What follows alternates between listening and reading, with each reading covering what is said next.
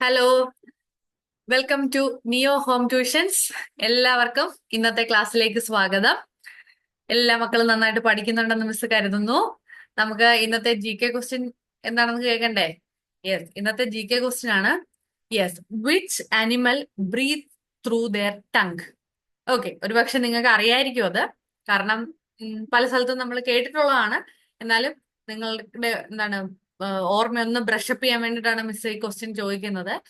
Which animal breathes through there tongue? Animal or creature, animal ആയിട്ട് അത് കൂട്ടാവുന്ന എനിക്കറിയില്ല. So animal എന്ന് പറയാം, അല്ലെങ്കിൽ ഒരു ക്രീച്ചർ. ഓക്കെ, ആ ആ, ഏതാണ് നാവിലൂടെ ശ്വസിക്കുന്ന ആ ജീവി? ഓക്കെ, നാവിലൂടെ ശ്വസിക്കുന്ന ആ ജീവി ഏതാണെന്നാണ് ചോദ്യം. ഉത്തരം നമുക്ക് ക്ലാസ്സിന്റെ അവസാനം ഡിസ്കസ് ചെയ്യാം കേട്ടോ. പിന്നെ എന്നും പറയുന്ന പോലെ നമ്മുടെ നിയോ ഹോം ട്യൂഷൻസ് ലൈവ് സെഷൻസ് നടക്കുന്നുണ്ട്. സൂം ആപ്പില് എന്നും രാവിലെ 8 മണിക്ക് ലൈവ് സെഷൻസ് നടക്കുന്നുണ്ട്. ഈവനിങ്ങും ക്ലാസ്സുകളുണ്ട് കേട്ടോ, രാവിലെ മാത്രമല്ല, വൈകിട്ടും ക്ലാസ്സുകളുണ്ട്. അപ്പം ലിങ്ക് ഈ ക്ലാസ്സിന്റെ കമന്റ് ബോക്സിൽ രേഖപ്പെടുത്തിയിട്ടുണ്ട്. നിങ്ങൾ ആവശ്യമുള്ളവർക്കൊക്കെ ഷെയർ ചെയ്ത് കൊടുക്കുക, നിങ്ങളും ജോയിൻ ചെയ്യുക കേട്ടോ. Okay, come let's get into the class. ഇന്നത്തെ ക്ലാസ് എന്ന് പറയുന്നത് that is combustion and flame. അല്ലെ, നിങ്ങൾ 8ാം ക്ലാസ് കുട്ടികൾക്കുള്ള ചാപ്റ്റർ ആണ്. That is combustion and flame. Okay, combustion and flame എന്ന് പറയുമ്പോൾ നിങ്ങളുടെ മനസ്സിലേക്ക് ആദ്യം ഓടി വരുന്നത് എന്താണ്? നിങ്ങളുടെ മനസ്സിലേക്ക് ആദ്യം ഓടി വരുന്നത് ഓഫ് കോഴ്സ് ഒരു തീ കത്തുന്നതായിരിക്കും അല്ലെ. ഒരു ആളി കത്തുന്ന ഒരു തീ, അതായിരിക്കും നിങ്ങളുടെ മനസ്സിലേക്ക് ഓടി വരുന്നത്. ഒരു പ്രശ്നമില്ല, അത് തന്നെയാണ് വരേണ്ടത്. കമ്പഷൻ ആൻഡ് ഫ്ലെയിം അല്ലെ. യെസ്, നമുക്ക് നോക്കാം കമ്പഷൻ ആൻഡ് ഫ്ലെയിമിന്റെ എന്തൊക്കെയാണ് കാര്യങ്ങൾ എന്നുള്ളത്. ഓക്കെ, നിങ്ങള് കഴിഞ്ഞ വർഷം 7ാം ക്ലാസ്സിൽ നിങ്ങൾ ഒരു ആക്ടിവിറ്റി ചെയ്തിട്ടുണ്ട്. എന്താണ് activity? That is the burning of magnesium ribbon അല്ലെ. നിങ്ങൾ മഗ്നീഷ്യം റിബൺ എടുത്ത് ബേൺ ചെയ്യുന്ന ഒരു ആക്ടിവിറ്റി കഴിഞ്ഞ വർഷം ചെയ്തിട്ടുണ്ട്. ആ ആക്ടിവിറ്റിയിൽ നിങ്ങൾ എന്താ കണ്ടത്? മഗ്നീഷ്യം റിബൺ എടുത്ത് നിങ്ങൾ ബേൺ ചെയ്തു. ബേൺ ചെയ്തപ്പോഴത്തേനും ഇതുപോലൊരു വൈറ്റ് ലൈറ്റ് അല്ലെ, ഒരു വെളുത്ത തീ പോലെ, ഒരു വൈറ്റ് ലൈറ്റ് വിത്ത് ഹീറ്റ് അല്ലെ, നല്ല ചൂടോടുകൂടി ഒരു വൈറ്റ് ലൈറ്റ് ആണ് നിങ്ങൾ കണ്ടത്. ഓർക്കുന്നില്ലേ മക്കളെ? കഴിഞ്ഞ വർഷം ചെയ്തൊരു ആക്ടിവിറ്റിയാണിത് അല്ലെ. ആ അപ്പം മഗ്നീഷ്യം റിബൺ ബേൺ ചെയ്തപ്പോൾ അവിടെ എന്താ സംഭവിച്ചത്? അന്ന് നമ്മൾ പറഞ്ഞായിരുന്നു, അല്ലെങ്കിൽ അന്ന് നമ്മൾ പഠിച്ചായിരുന്നു. എന്താ പഠിച്ചത്? The magnesium react with or combines with oxygen to form magnesium oxide with the evolution of heat and light. ഹീറ്റും ലൈറ്റും പുറത്തേക്ക് പുറന്തള്ളിക്കൊണ്ട് മഗ്നീഷ്യം റിബൺ ബേൺ ചെയ്തു. അവിടെ എന്താ അവിടെ പ്രൊഡ്യൂസ് ചെയ്യപ്പെട്ടത്? Magnesium oxide. ഓക്കെ, അതൊക്കെ വിട്ടേക്കൂ. നിങ്ങൾ കണ്ട കാര്യം മാത്രം ഒന്ന് ഓർത്തേ. ഇനി ഓർമ്മയില്ലെങ്കിലും കുഴപ്പമില്ല. This is what is actually happening in the burning of magnesium ribbon. Magnesium ribbon burn ചെയ്യുമ്പോൾ സംഭവിക്കുന്നത് ഇതുപോലൊരു വൈറ്റ് ലൈറ്റ് വിത്ത് ഹീറ്റ് ആണ് പുറത്തുള്ളത്. ഓക്കെ, അതേസമയം നിങ്ങളൊരു ചാർക്കോൾ ചാർക്കോൾ എടുക്കും. ഇപ്പൊ എല്ലാരും മറ്റേ അത് തന്നെ അൽഫാം ഒക്കെ ഉണ്ടാക്കാനായിട്ട് നമ്മൾ വീടുകളിലും ഒക്കെ ചാർക്കോൾ വാങ്ങിക്കാറുണ്ട് അല്ലെ. അൽഫാം ഗ്രില്ല് ചെയ്യുമ്പോഴും ഒക്കെ നമ്മൾ ചാർക്കോൾ ഒക്കെ കത്തിച്ചിട്ടാണ് ചാർക്കോൾ നമുക്കിപ്പോ പാക്കറ്റ് ആയിട്ട് വാങ്ങിക്കാൻ കൂടി കിട്ടും. അപ്പൊ ആ ചാർക്കോള് എടുത്തിട്ട് നമ്മളൊന്ന് ബേൺ ചെയ്യാണ്. ഓക്കെ, ചാർക്കോൾ എടുത്തിട്ട് ബേൺ ചെയ്യുമ്പോൾ ഇതുപോലെ വൈറ്റ് ലൈറ്റ് ഒക്കെയാണോ നമുക്ക് കിട്ടുന്നത്? അല്ല, ഇതുപോലെ ഹീറ്റ് ഓഫ് കോഴ്സ് പുറന്തള്ളും. ഹീറ്റ് പുറത്തേക്ക് വരുന്നുണ്ട്. അതിനോടൊപ്പം തന്നെ എന്ത് കിട്ടും? ഇതുപോലൊരു എന്താണ് കുറെ കനല് പോലത്തെ ലൈറ്റ് ആണ് അല്ലെ.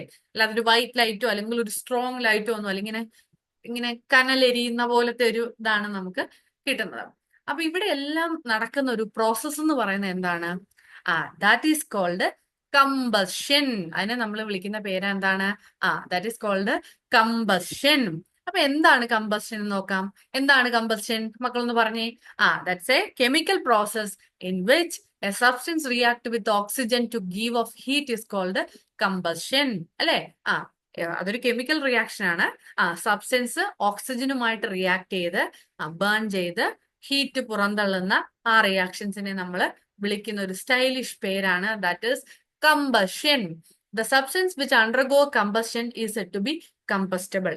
അതെ, കമ്പഷന് വിധേയമാകുന്ന ഏതൊരു വസ്തുവിനെയും നമുക്ക് എന്ത് വിളിക്കാം? കമ്പസ്റ്റബിൾ സബ്സ്റ്റൻസ് എന്ന് വിളിക്കാം. It is generally also called as the fuel.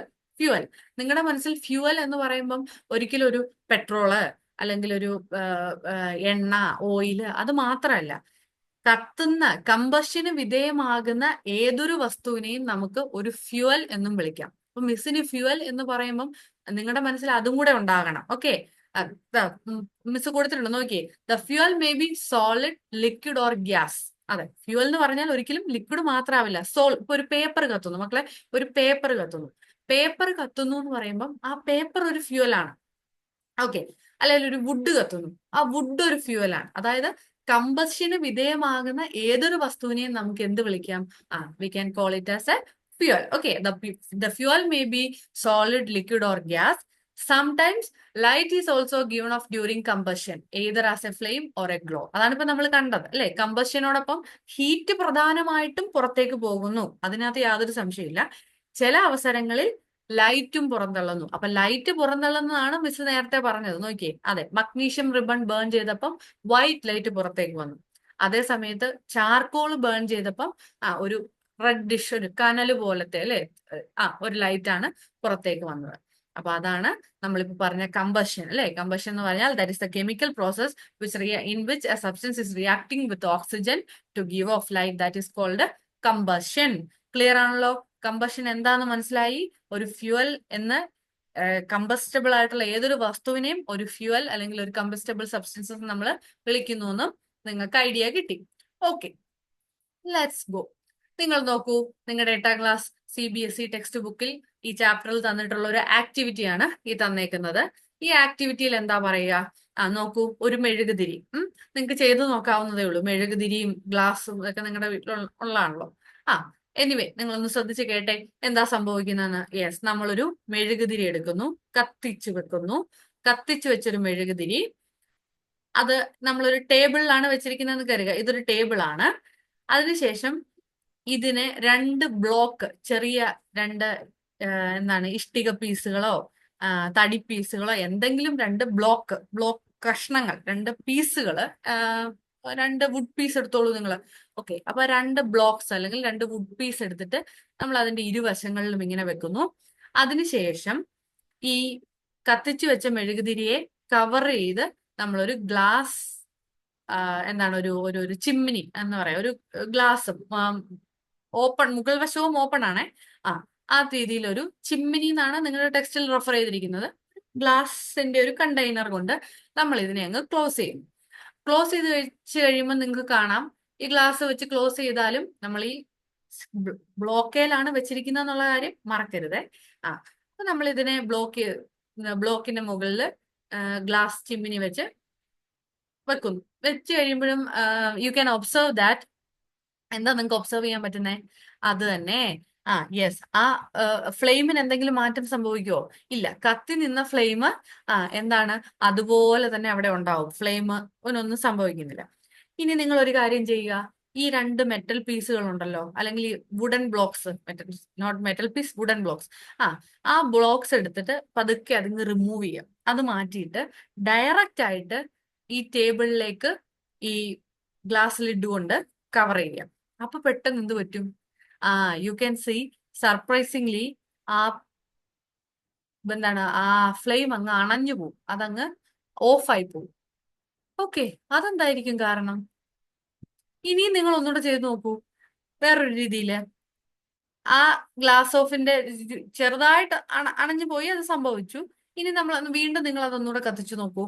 കത്തിച്ചിട്ട് വീണ്ടും അതിന്റെ മുകൾ ഭാഗം വീണ്ടും ഒന്നുകൂടെ കത്തിക്കുക. മുകൾ ഭാഗം ഒരു ഗ്ലാസ് പ്ലേറ്റ് കൊണ്ടോ എന്തെങ്കിലും വെച്ചൊന്ന് കവർ ചെയ്യുക. അപ്പോഴും നിങ്ങൾക്ക് കാണാൻ പറ്റും ആ ഫ്ലെയിം അങ്ങ് അണഞ്ഞു പോകും. അപ്പൊ ഈ 3 കേസിൽ എന്താ സംഭവിച്ചത്? ഈ 3 കേസിൽ സംഭവിച്ചതെന്ന് വെച്ചാൽ, ഫസ്റ്റ് കേസിൽ ഇതിന്റെ താഴ്ഭാഗത്തൂടെയും മുകൾ ഭാഗത്തൂടെയൊക്കെ എന്താണ്, ഓക്സിജൻ അകത്തേക്ക് ഉണ്ട്. അതായത് ഓക്സിജന്റെ പ്രസൻസ് അവിടെ ഉണ്ട്, അല്ലെങ്കിൽ എയറിന്റെ പ്രസൻസ് അവിടെ ഉണ്ട്.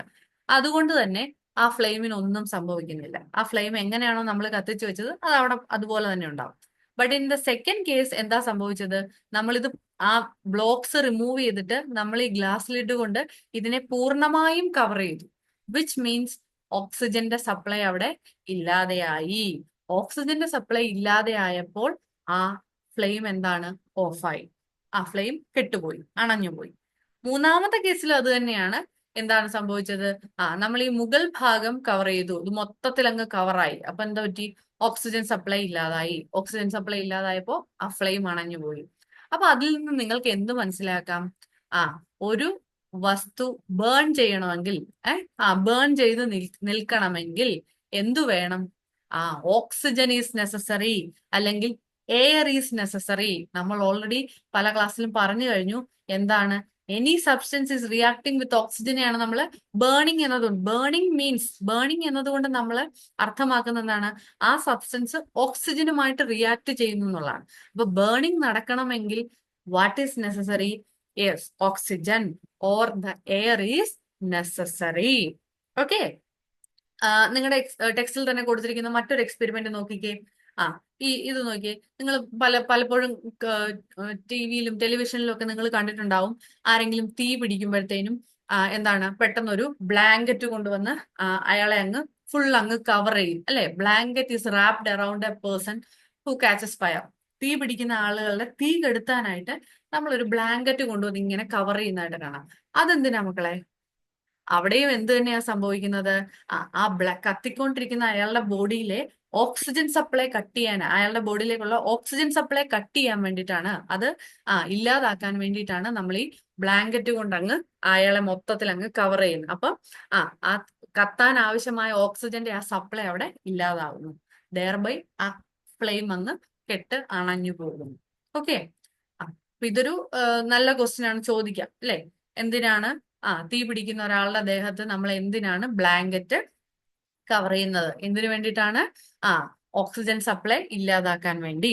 കാരണം ബേണിംഗ് സംഭവിക്കണമെങ്കിൽ oxygen is very important. Presence of oxygen is very important. അത് ഒഴിവാക്കാൻ വേണ്ടിയിട്ടാണ് നമ്മൾ ബ്ലാങ്കറ്റ് കവർ ചെയ്യുന്നത്. ക്ലിയർ ആണല്ലോ? ഡൗട്ട് ഒന്നുമില്ലല്ലോ? Okay, let's go. So we can see the conditions of combustion.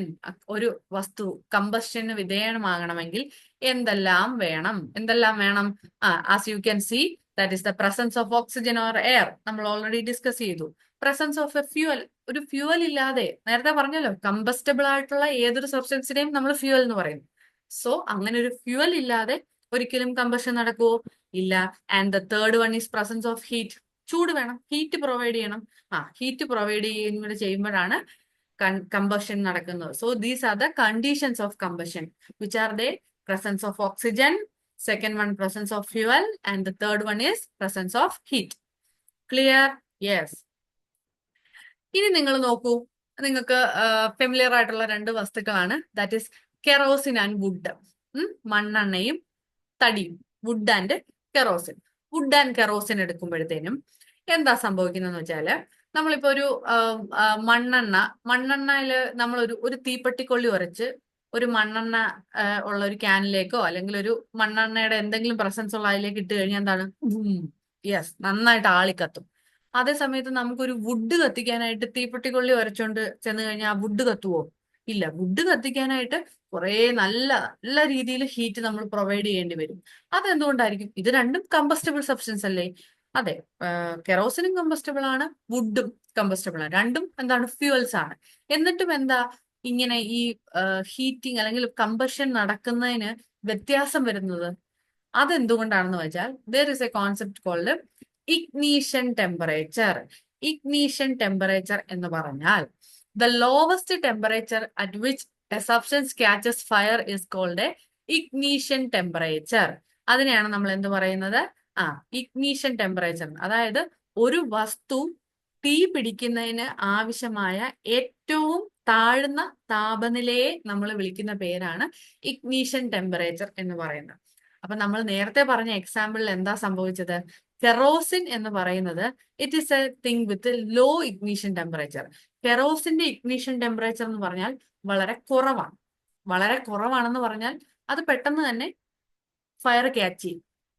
Okay, അപ്പൊ kerosene is a fuel with low ignition temperature which can easily catches fire. അതുകൊണ്ടാണ് ഒരു തീപ്പെട്ടിക്കൊള്ളി ഉരച്ചിടുമ്പോൾ തന്നെ അത് പെട്ടെന്ന് തീ പിടിക്കും. അതേ സമയത്ത് വുഡ് എന്ന് പറയുന്ന ഫ്യൂവൽ എങ്ങനെയാണ്? It is A fuel with high ignition temperature. Ignition temperature വളരെയധികം കൂടുതലുള്ള ഒരു ഫ്യൂവൽ ആണ് വുഡ് എന്ന് പറയുന്നത്. അതുകൊണ്ട് നമ്മൾ എന്ത് ചെയ്യണം? കുറെ നേരം നന്നായിട്ട് ഹീറ്റ് ചെയ്തെങ്കിൽ മാത്രമേ അതിന്റെ ഇഗ്നീഷൻ ടെമ്പറേച്ചറിൽ എത്തുള്ളൂ. ഇഗ്നീഷൻ ടെമ്പറേച്ചറിൽ എത്തിയാലേ വുഡ് ഫയർ ക്യാച്ച് ചെയ്യുള്ളൂ. മനസ്സിലായോ? അപ്പം what's mean by ignition temperature? Yes, the lowest temperature at which a substance catches ease fire is called ignition temperature. ഏതൊരു വസ്തുവും തീ പിടിക്കുന്നതിന് ആവശ്യമായ ഏറ്റവും താഴ്ന്ന ടെമ്പറേച്ചറിനെയാണ്, ഏറ്റവും കുറഞ്ഞ ടെമ്പറേച്ചറിനെ നമ്മൾ ഇഗ്നീഷൻ ടെമ്പറേച്ചർ എന്ന് പറയുന്നു. ക്ലിയർ ആണോ മക്കളെ? ഓക്കെ ആണോ? ഓക്കെ ആണ് അല്ലേ? Yes. Now we can see what is inflammable substance. Inflammable substance എന്ന് പറഞ്ഞാൽ the substance which have very low ignition temperature and can easily catches fire with a flame are called inflammable substance. Inflammable substance എന്ന് പറഞ്ഞാൽ ignition temperature വളരെയധികം കുറവുള്ളതും അതിനാൽ തന്നെ പെട്ടെന്ന് fire catch ചെയ്യുന്നതുമായ, പെട്ടെന്ന് തീ പിടിക്കുന്നതുമായ വസ്തുക്കളെയാണ് നമ്മൾ ഇൻഫ്ലേമബിൾ സബ്സ്റ്റൻസ് എന്ന് പറയുന്നത്. നിങ്ങൾക്ക് അറിയാവുന്നതാണ് അല്ലെ? ഇൻഫ്ലേമബിൾ സബ്സ്റ്റൻസ് പലപ്പോഴും നിങ്ങൾ കണ്ടിട്ടുള്ളതാണ്. ഇപ്പൊ നമ്മുടെ LPG എന്ന് പറഞ്ഞാൽ എന്താണ്? ലിക്വിഫൈഡ് പെട്രോളിയം ഗ്യാസ്, അതാണ് അതിന്റെ ഫുൾ ഫോം. LPG നമ്മുടെ വീടുകളിലൊക്കെ യൂസ് ചെയ്യുന്ന LPG. ദെൻ പെട്രോൾ അതീവ ജാഗ്രതയോടുകൂടി നമ്മൾ കൈകാര്യം ചെയ്യേണ്ട ഒരു സാധനമാണ് പെട്രോൾ എന്ന് പറഞ്ഞാൽ. നിങ്ങൾക്കറിയാം അത് പെട്ടെന്ന് തന്നെ തീ പിടിക്കും, ഇൻഫ്ലൈമബിൾ ആണ് അല്ലെ? നിങ്ങൾ അത് അവെയർ ആണ് നിങ്ങൾ അതിനെപ്പറ്റി. And alcohol. ഓക്കെ, അപ്പൊ these are the examples for what? LPG, alcohol and petrol are the examples for what? Inflammable substance. Okay, അപ്പൊ ഇതൊക്കെയാണ് ഇൻഫ്ലൈമബിൾ സബ്സ്റ്റൻസ് എന്ന് പറയുന്നത്. ക്ലിയർ ആണല്ലോ? ഓക്കെ ആണല്ലോ? ഓക്കെ, അപ്പൊ നമുക്ക് ഇന്നത്തെ ക്ലാസ്സിൽ ഇത്രയും മതി. കൂടുതൽ കാര്യങ്ങൾ പഠിക്കാനുണ്ട്, അത് മിസ് അടുത്ത ക്ലാസ്സിൽ പറഞ്ഞു തരുന്നതായിരിക്കും. അപ്പൊ നമ്മൾ ഇന്നൊരു GK ക്വസ്റ്റ്യൻ ചോദിച്ചിരുന്നു. എന്തായിരുന്നു നമ്മുടെ GK ക്വസ്റ്റ്യൻ? അതെ, നാവ് കൊണ്ട് അല്ലെങ്കിൽ ടങ്ക് കൊണ്ട് ശ്വസിക്കുന്ന ക്രീച്ചർ അല്ലെ, ആ ജീവി ഏതെന്നായിരുന്നു? നിങ്ങൾക്കറിയാം, ഒന്ന് പറഞ്ഞേ, ഏതാണത്? പാമ്പ്, സ്നേക്ക്. നിങ്ങൾ പലപ്പോഴും കണ്ടിട്ടില്ലേ സ്നേക്ക് പോകുന്നതിന്റെ കൂടെ നാക്കിങ്ങനെ പുറത്തേക്ക് ഇങ്ങനെ ഇടും. അത് എന്തിനു വേണ്ടിയിട്ടാ? ശ്വസിക്കുന്നതിന് വേണ്ടിയിട്ടാണ്. ഓക്കെ, അപ്പൊ നാവിലൂടെ ശ്വസിക്കുന്ന ജീവി ഏതാണെന്ന് ചോദിച്ചാൽ ദാറ്റ് ഈസ് സ്നേക്ക്. ഓക്കെ, അപ്പൊ എല്ലാവർക്കും കാര്യങ്ങൾ മനസ്സിലായി എന്ന് കരുതുന്നു. നന്നായിട്ട് പഠിക്കുക. അപ്പൊ അടുത്ത ക്ലാസ്സിൽ കാണാം. ബൈ.